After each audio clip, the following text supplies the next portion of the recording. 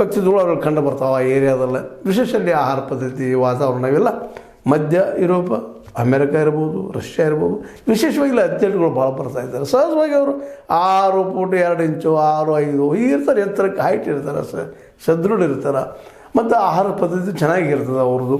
ಹೀಗಾಗಿ ಅಂಥವ್ರ ಮಧ್ಯದಲ್ಲಿ ನಮ್ಮ ಹುಡುಗ ನೀರಜ್ ಚೋಪ್ರಾ ವಿಶ್ವ ಚಾಂಪಿಯನ್ ಆಗಿದ್ದರು, ಒಲಿಂಪಿಕ್ ಚಾಂಪಿಯನ್ರಾಗಿದ್ದರು ಅನ್ನೋದು ಮಾತ್ರ ದೊಡ್ಡ ಸಾಧನೆ ಅದು. ಯಾಕಂದ್ರೆ ಭಾರತದ ಅರ್ಥವ್ಯವಸ್ಥೆ ಆಗಿರ್ಬೋದು, ಇಲ್ಲಿ ಪರಿಸ್ಥಿತಿ ಆಗಿರ್ಬೋದು, ವಾತಾವರಣ ಆಗಿರ್ಬೋದು ಅಂತ ಎನ್ಕರೇಜು ಇಲ್ಲ. ನಾವೆಲ್ಲ ಹೇಳ್ತೀವಿ, ಇವತ್ತು ಎಲ್ಲ ಸರ್ಕಾರರು ಹೇಳ್ತಾರೆ ನಾವು ಭಾಳ ಕೊಡ್ತೀವಿ, ಅಷ್ಟು ಕೊಟ್ಟಿವಿ. ಈ ಯುರೋಪ್ ಖಂಡದ ಜೊತೆಗೆ ಅಮೇರಿಕಾ ಅದು ಅಲ್ಲಿಯ ಆಟಗಾರರಿಗೆ ಕೊಡುತ್ತಿರೋ ಸವಲತ್ತುಗಳನ್ನು, ಅದ್ರ ಜೊತೆಗೆ ಕೋಚಿಂಗ್ಗಳನ್ನು ಗಮನಿಸಿದಾಗ ಅಲ್ಲಿ ಅಥ್ಲೆಟ್ಸ್ಗಳು ಹೆಚ್ಚು ನೋಡಿರಿ. ನೀವು ಒಲಿಂಪಿಕ್ ಇದು ನಡೆದಾಗ ಹೆಚ್ಚಿಗೆ ಅಥ್ಲೆಟ್ಸ್ಗಳು ಎಲ್ಲಿದ್ದು ಗೆಲ್ತಾರಪ್ಪ ಅಥ್ಲೆಟ್ ಯಾವುದು ಇದು ಒಂದಲ್ಲ, ಎಲ್ಲದರಲ್ಲಿ ಹೆಚ್ಚಿಗೆ ಎಲ್ಲರೂ ರಷ್ಯಾ ಮತ್ತು ಅಮೇರಿಕಾದವರು. ಕಾಂಪಿಟೇಷನ್ ಜೋರು ಇರ್ತದೆ. 15-16 ವರ್ಷದ ಮಕ್ಕಳು ಯಾವ ರೀತಿ ತಮ್ಮ ಶರೀರವನ್ನು ಬಗ್ಗಿಸ್ತಾರೆ, ಮಾಡ್ತಾರೆ, ಏನೇನು ಮಾಡ್ತಾರೆ ಅವರು.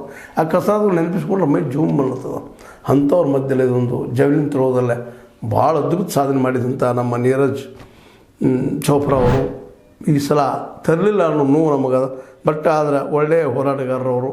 ಯಾಕಂದ್ರೆ 95 ತನಕ 95 ಮಿಡ್ಲ್ ತನಕ ಎಸ್ ಅಂತ ಅವ್ರದ್ದು ಏನಪ್ಪ ಅಂದ್ರೆ